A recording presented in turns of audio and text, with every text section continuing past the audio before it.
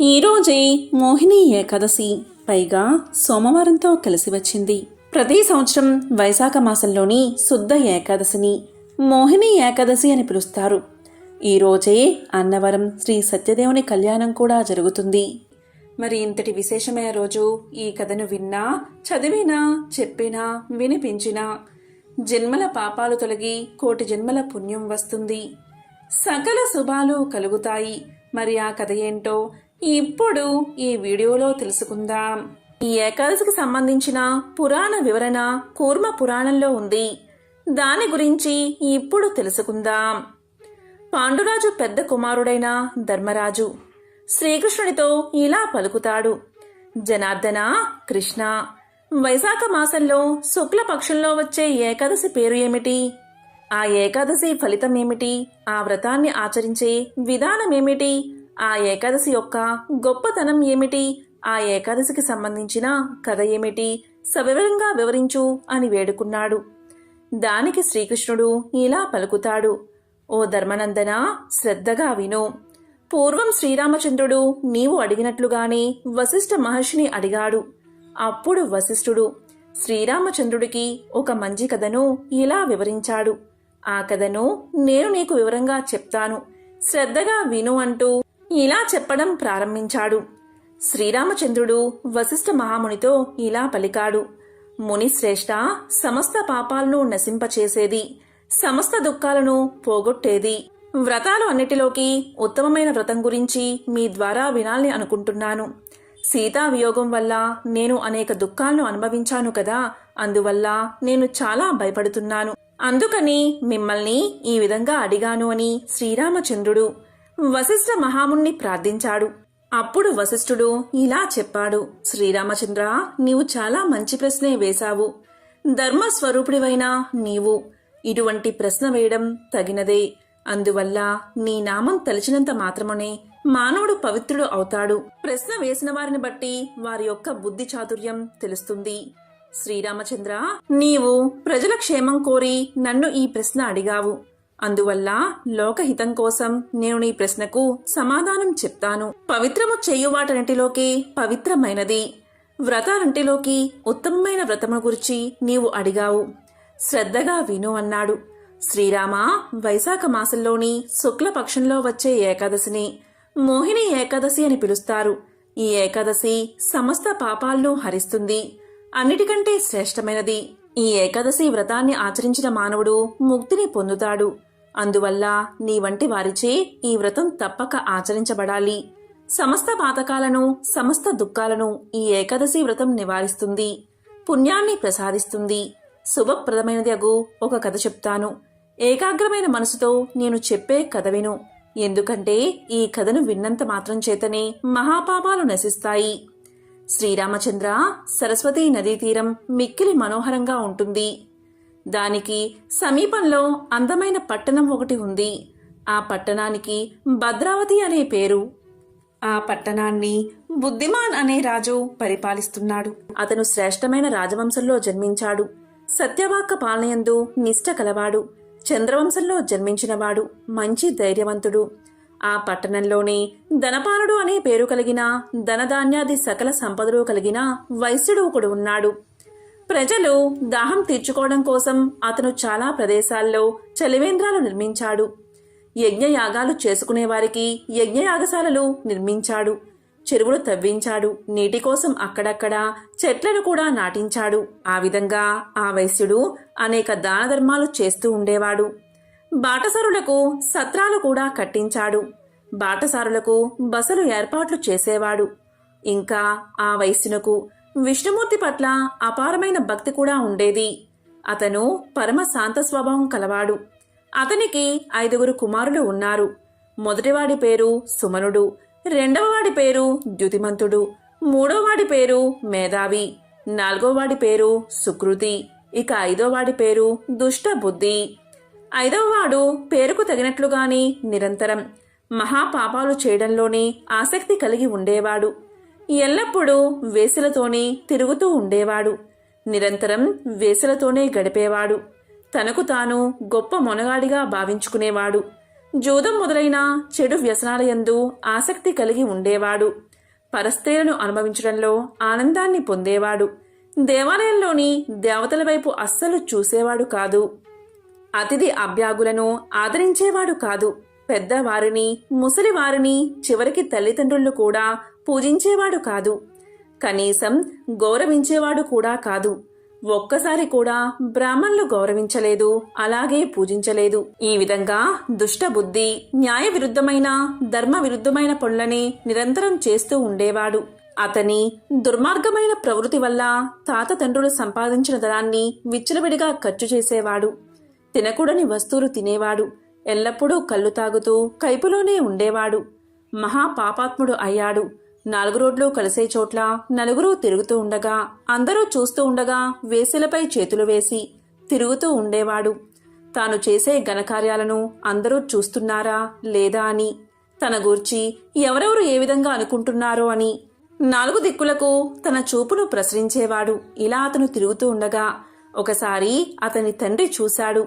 అతన్ని అసహ్యించుకున్నాడు.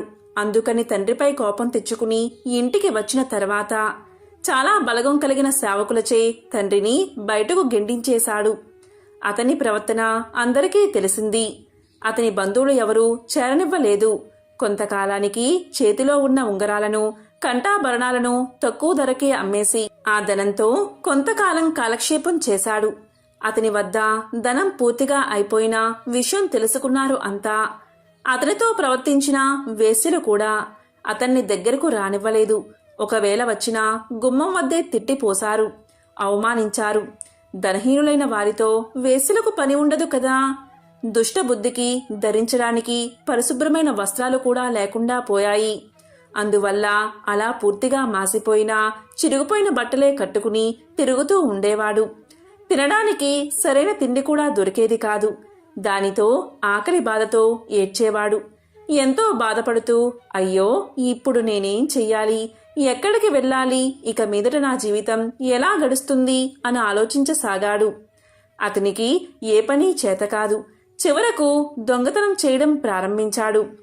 దొంగతనం చేయడం మొదటిసారి అవడం వల్ల మొదటి రోజున రాజభటులకు దొరికిపోయాడు. భటులు అతన్ని పట్టుకున్నారు.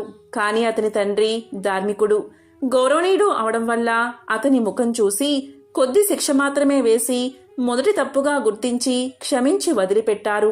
దుష్టబుద్ధికి ఏ పని చేతకాకపోవడం వల్ల చేసేది లేక మళ్లీ రెండవసారి కూడా దొంగతనం చేశాడు. వెంటనే దొరికిపోయాడు. భటులు ఈసారి పూర్వం కంటే కొంచెం కఠినంగా శిక్షించారు. తరువాత విడిచిపెడుతూ గట్టిగా మందలించి హెచ్చరించారు. ఇకపై దొంగతనం చేయనని మాట ఇచ్చాడు దుష్టబుద్ధి. అయినప్పటికీ కొన్ని రోజులు గడిచిన తర్వాత జీవితం సాగే మార్గం లభించినందువల్ల మరలా దొంగతనం చేస్తూ భటులకు దొరికిపోయాడు. ఎన్నిసార్లు మందలించినా, హెచ్చరించినా అతను తన బుద్ధిని మార్చుకోలేకపోయాడు. తాను చేసే దురాచారాలను విడిచిపెట్టలేకపోయాడు. చివరికి భటులు కూడా విసిగిపోయారు. అతనుకు బేడీలు వేసి బంధించారు. కారాగారంలో బంధించి ఉంచారు. కొరడాలతో కొట్టారు. అనేక విధాలైన జైలు శిక్షలను అనుభవించేలా చేశారు. చిట్ట చివరకు రాజు వద్దకు తీసుకెళ్లారు. రాజు అతను చేసిన నేరాలంటిని విచారణ చేశాడు. అప్పుడు రాజు దుష్టబుద్ధితో ఇలా పలికాడు. బుద్ధిహీనుడా, నీ వంటి వాడిని రాజ్యంలో ఉండనివ్వకూడదు.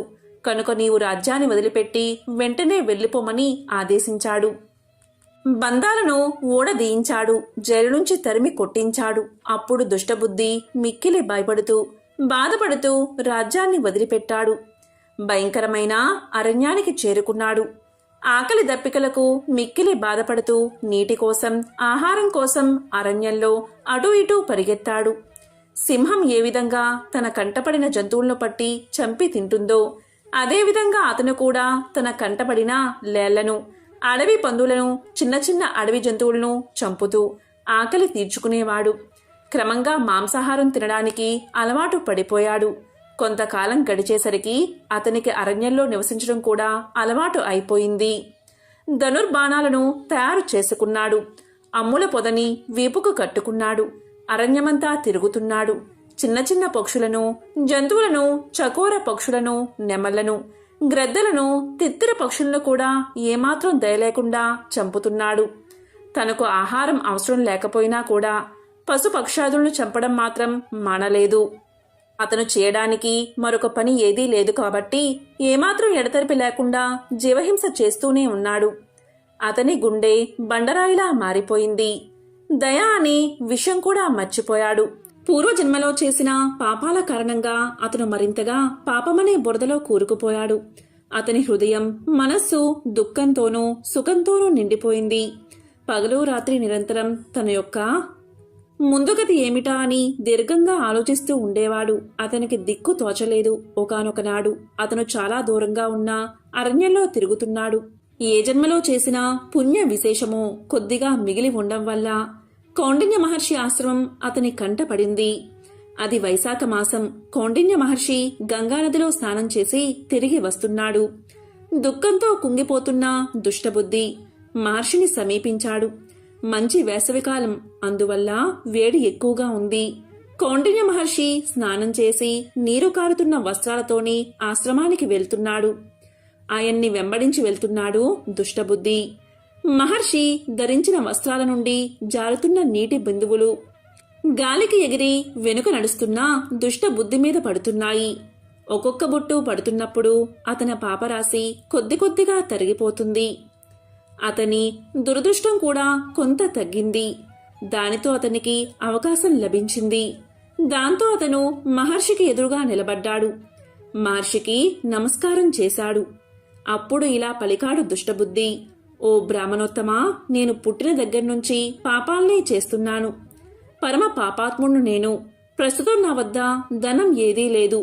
ధనంతో పనిలేని నా పాపాలు పోగొట్టేటువంటి ప్రాయశ్చిత్తం ఏదైనా ఉంటే నా యందు అనుగ్రహించి నాకు వివరించండి అని మహర్షితో పలికాడు. ఇక మహర్షి దివ్య దృష్టితో గడిచిపోయిన అతని జీవితానంతటినీ తెలుసుకున్నాడు. వెంటనే దుష్టబుద్ధితో ఇలా పలికాడు. ఓయి, నీవు నీ పాపాలను పోగొట్టుకోవాలి అనుకున్నట్లయితే నేను చెప్పే మాటలను జాగ్రత్తగా విను. వైశాఖ మాసంలో శుక్ల పక్షమునందు ఒక ఏకాదశి వస్తుంది. దానిని మోహిని ఏకాదశి అని పిలుస్తారు. ఆ రోజు నీవు నా మాట మీద నమ్మకం ఉంచి ఉపవాస వ్రతాన్ని ఆచరించు. ఆ వ్రత ప్రభావం వల్ల మేరు పర్వతమంతా పెద్ద పాపమైనా సరే నశిస్తుంది. మానవులు గత జన్మలో ఎన్ని పాపాలు చేసినప్పటికీ అవన్నీ కూడా మోహిని ఏకాదశి నాటి ఉపవాస వ్రతం వల్ల నశించడం తప్పనిసరిగా జరుగుతుంది. ఈ మోహిని వ్రతం యొక్క మహత్యం చాలా గొప్పది అని చెప్పాడు మహర్షి. దుష్టబుద్ధి మహర్షి చెప్పిన మాటలన్నీ విన్నాడు. దాంతో ఎంతో ఆనందాన్ని పొందాడు. కౌండిన్య మహర్షి ఉపదేశించిన ప్రకారం మోహిని ఏకాదశి వ్రతాన్ని ఆచరించాడు. దానితో ఆ వ్రత ప్రభావం వల్ల దుష్టబుద్ధి యొక్క పాపాలన్నీ తొలగిపోయాయి. మోహిని ఏకాదశి వ్రత ప్రభావం వల్ల దుష్టబుద్ధి దివ్యమైన దేహాన్ని ధరించాడు. గరుడ విమానం ఎక్కాడు. ఏ బాధలో లేనటువంటి వైకుంఠాన్ని చేరుకున్నాడు. కాబట్టి శ్రీరామచంద్ర, మోహిని ఏకాదశి మహిమ తెలిసింది కదా. అజ్ఞానం అనే మోహాన్ని నశింపచేస్తుంది ఈ మోహిని ఏకాదశి వ్రతం. ఈ 3 లోకాలయందు ఈ వ్రతాన్ని మించిన మరొక వ్రతం లేదు అని శ్రీరామచంద్రుడికి వశిష్ఠ మహాముని చెప్పాడు అని ధర్మరాజుకి శ్రీకృష్ణుడు తెలియచేశాడు. కాబట్టి ధర్మరాజా, యజ్ఞాలు, యాగాలు, దానాలు మొదలైనవి ఎన్ని చేసినప్పటికీ కూడా అవన్నీ ఈ ఏకాదశి వ్రతఫలంలో 16వ వంతుకి కూడా సాటి రావు. ఈ మాటల్లో ఎటువంటి ఆశ్చర్యమూ లేదు. ఈ మోహిని ఏకాదశి మహత్యాన్ని చదివినా విన్నా 1000 గోవులను దానం చేసినంత మహాపుణ్యం లభిస్తుంది. సకల పాపాలను హరిస్తుంది, సకల శుభాలను కలిగిస్తుంది అని ఈ మోహిని ఏకాదశి వ్రతం యొక్క గొప్పతనాన్ని ధర్మరాజుకి శ్రీకృష్ణుడు తెలియచేశాడు. మోహిని ఏకాదశి యొక్క విశిష్టత ఏమిటో ఇప్పుడు తెలుసుకుందాం. అది దేవతలు, రాక్షసులిద్దరూ కూడా సమానమైన బలవంతులుగా ఉన్న సమయం. రాక్షస ప్రవృత్తి ఉన్న దానవుల వల్ల సమస్త లోకాలు బాధలకు గురవుతున్నాయి. వారిని ఎదుర్కొనే ధైర్యం దేవతలకు లేకపోయింది. దాంతో వారికి విష్ణుమూర్తి ఒక ఉపాయాన్ని సూచించాడు. క్షీరసాగర మదనం కనుక చేస్తే దాని నుంచి అమృతం ఉద్భవిస్తుందని అది సేవించిన దేవతలు మరణం అనేది లేకుండా దానవుల మీద పైచేయి సాధిస్తారని చెప్పాడు. క్షీరసాగరాన్ని చిలికేందుకు మందర అనే పర్వతాన్ని కవ్వంగా మలచి, వాసుకి అనే సర్పాన్ని తాడుగా ఉపయోగించి మదనాన్ని ప్రారంభించారు దేవతలు, అలాగే దానవులు. వాటిలో కౌస్తుభం, కామధేనువు, కల్పవృక్షం, పారిజాతం, హాలాహలం లాంటివన్నీ ఉద్భవించిన తర్వాత చివరికి అమృతం వెలువడింది. ఈ మదనంలో దేవతలు, రాక్షసులు సమానంగా పాలు పంచుకున్నారు. కాబట్టి ఇద్దరూ అమృతం పంచుకోవాల్సిన పరిస్థితి వచ్చింది. అదే కనుక జరిగితే సముద్ర మదనం వెనుక ఉన్న ప్రయోజనం నెరవేరదు కదా. అందుకని సాక్షాత్తు విష్ణుమూర్తే రంగంలోకి దిగాడు. ఎంతటి వాడికైనా కళ్ళు చెదిరిపోయే అందంతో మోహిని అవతారాన్ని ధరించాడు. మోహిని రూపంలోని విష్ణుమూర్తి తన హొయలతో రాక్షసులను ఏమార్చి దేవతలకు మాత్రమే అమృతాన్ని అందించి మాయమైపోయాడు. ఈ మోహిని రూపాన్ని చూసి సాక్షాత్తు పరమశివుడి మనసే చలించిపోయిందని, ఆ విధంగా ఆ హరిహరులకు జన్మించిన వాడే అయ్యప్ప స్వామి అని చెబుతారు. విష్ణుమూర్తి రూపాలలో ఒకటి అయిన ఈ మోహినీదేవికి తూర్పుగోదావరి జిల్లాలో ర్యాలీ అనే ఊరిలో ప్రత్యేకమైన ఆలయం కూడా ఉండడం విశేషం. ఇంతకీ ఈ మోహిని అవతరించింది మోహిని ఏకాదశి రోజునే. మోహిని ఏకాదశి రోజు చాలా మంది ముందు రోజు రాత్రి అంటే దశమి రాత్రి నుంచే ఉపవాసం మొదలుపెట్టి మర్నాడు అంటే ద్వాదశి ఉదయం వరకు ఉపవాస దీక్షను కొనసాగిస్తారు. ఇలా కుదరని పక్షంలో ఏకాదశి రోజైనా ఎలాంటి ఆహారం తీసుకోకుండా ఉపవాసం ఉండే ప్రయత్నం చేస్తారు. ఇవాల్టి ఆరోగ్య పరిస్థితులు బట్టి అంతటి కఠినమైన ఉపవాసం ఆచరించడం చాలా కష్టం.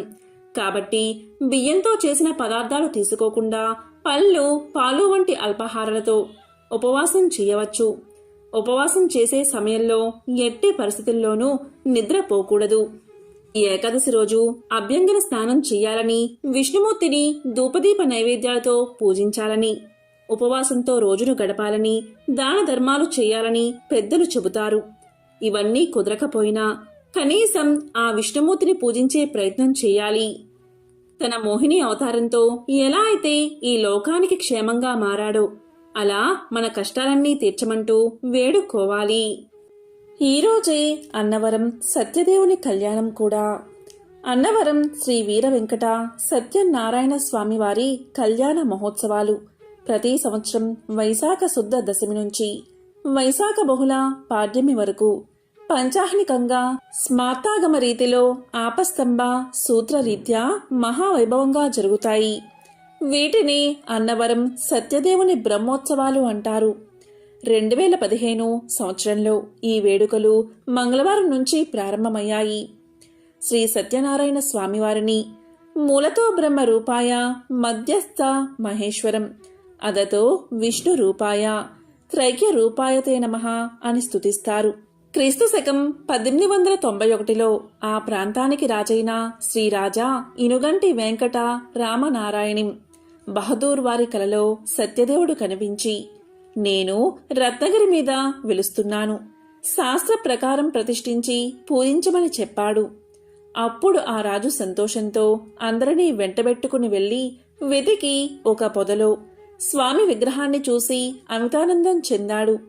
కాశీ నుంచి మహావైకుంఠ నారాయణ మంత్రాన్ని తెప్పించి 1891 ఆగస్టు 6వ తారీఖున ప్రతిష్ఠించి ఆ యంత్రంపై స్వామిని దేవేరి అయిన అనంతలక్ష్మి సత్యవతి సమేతంగా ప్రతిష్టాపన చేశారు.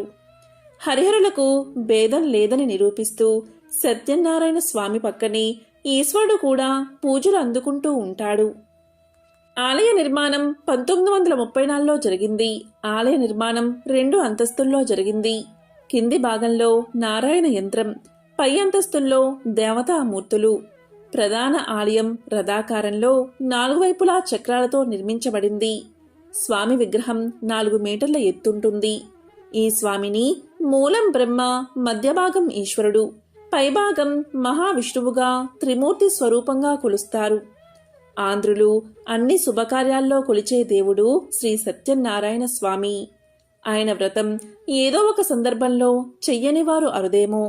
మరి సాక్షాత్తు ఆ స్వామి సన్నిధిలోనే ఆయన వ్రతం చేసుకోవడం కన్నా భాగ్యం ఇంకేముంటుంది? స్థల పురాణం ప్రకారం పర్వత శ్రేష్ఠుల్లో ఒకడైన మేరు పర్వతం, ఆయన భార్య మేనక శ్రీ మహావిష్ణువు గురించి తపస్సు ఆచరించి విష్ణువు అనుగ్రహంతో 2 కొడుకులను పర్వతాలుగా పొందుతారు. ఒకడేమో భద్రుడు, మరొకడు రత్నకుడు. భద్రుడు విష్ణుమూర్తి గురించి తపస్సు చేసి శ్రీరామచంద్రమూర్తికి నివాస స్థానమైన భద్రాచలంగా మారతాడు. రత్నకుడు అనే మరొక కొడుకు కూడా విష్ణువు గురించి తపస్సు ఆచరించి విష్ణువును మెప్పించి మహావిష్ణువు శ్రీ వీర వెంకట సత్యనారాయణ స్వామిగా వెలిసే రత్నగిరి లేదా రత్నాచలం కొండగా మారతాడు. పిలిస్తే పలికే దైవంగా పేరు పొందిన శ్రీ సత్యనారాయణ స్వామి ఆలయాన్ని రత్నగిరి అనే కొండపై అన్నవరంలో నిర్మించారు. ఈ ఆలయ నిర్మాణం జరిగి 1 శతాబ్దం పైగా మాత్రమే అయినా కూడా చాలా ప్రాశస్త్యాన్ని ప్రాముఖ్యతను పొందింది. సమీపంలో పంపానది హొయలు ఒలుకుతూ పారుతూ ఉంటుంది. కొండపై నెలకొని ఉన్న ఈ దేవాలయంలో వేచేసి ఉన్న శ్రీ సత్యనారాయణ స్వామిని దర్శించేందుకు గుడి వరకు ఘాట్ రోడ్ను నిర్మించారు. ఈ వైశాఖ శుద్ధ ఏకాదశి రోజు స్వామివారి కళ్యాణం జరుగుతుంది. మరి ఎంతో పవిత్రమైన విశేషమైన ఈ రోజు శ్రీ మహావిష్ణువుకు సంబంధించిన విశేషమైన కథలను ఇప్పుడు విందాం. పూర్వం కన్నాపురం అనే పట్టణాన్ని సుందరవదన అనే రాజు పరిపాలించేవాడు.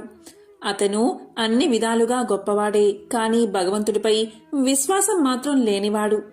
ఒకరోజు రాత్రి రాజుగారు మంత్రితో కలిసి అజ్ఞాతంగా నగరంలో తిరగడం మొదలుపెట్టాడు. అలా వెళ్తూ ఉండగా దారిలో 2 అడుక్కునేవారు వారికి తారసపడ్డారు. అందులో ఒకడు అంతా రామునిదయ, అంతా రామునిదయ అంటూ భిక్షం కోసం చెయ్యి చాచాడు. మరి ఒకడు అంతా రాజుగారి దయ, అంతా రాజుగారి దయ అంటూ భిక్ష కోసం చెయ్యి చాచాడు. అది చూసిన రాజు ఎంతో ఆశ్చర్యపోయాడు. మర్నాడు 2 యాచకులను రాజుగారు తమ సమక్షానికి పిలిపించుకున్నారు. రాజుగారు వారిని ఇలా ప్రశ్నించారు. మీలో ఒకరు రాముని పేరట, మరొకరు రాజుగారి పేరిట ఎందుకు యాచిస్తున్నారు అని అడిగాడు. దానికి భగవంతుడి పేరుతో యాచిస్తున్న బిచ్చగాడు ఇలా పలికాడు.